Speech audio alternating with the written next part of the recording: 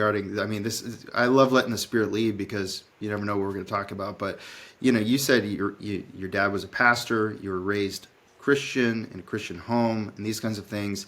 And I think this is a big warning too, is obviously you didn't have your identity firmly in Christ. You were insecure in some ways and searching for your identity. And obviously we don't have time maybe to share the whole story, but what's your message? Like, even though you're raised in a Christian home, a lot of people listening are raising children and they are a Christian home.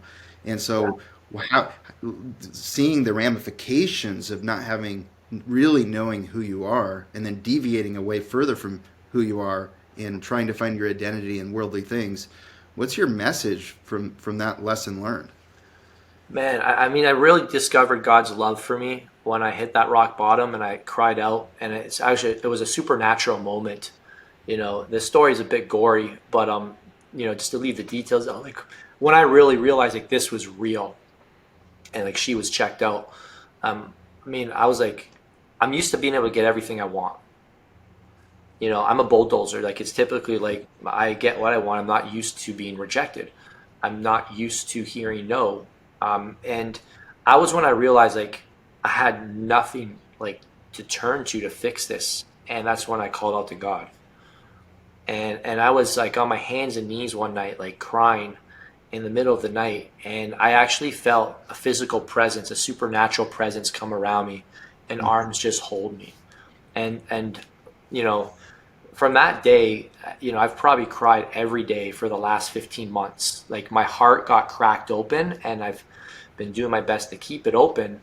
And I just realized like I hadn't been living according to God's agenda. It was Vince's agenda. I realized like when I prayed, I was praying to God for Vince's agenda.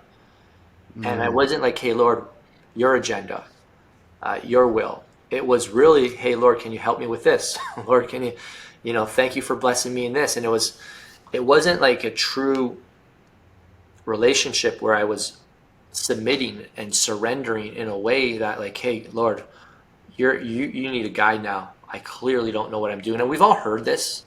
mm, Like every Christian man has heard this, but that was the day it became real. I think sadly for me, I needed that sledgehammer to wake up. And mm.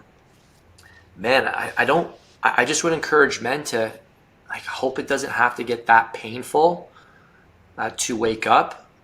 But man, I really would just encourage men to like realize like regrets, like you can have a regret and turn it into research and like learn from it, but like you just really got to figure out what's most important. And I think at the end of the day, the wisest men alive are people who've figured out how to put relationships first.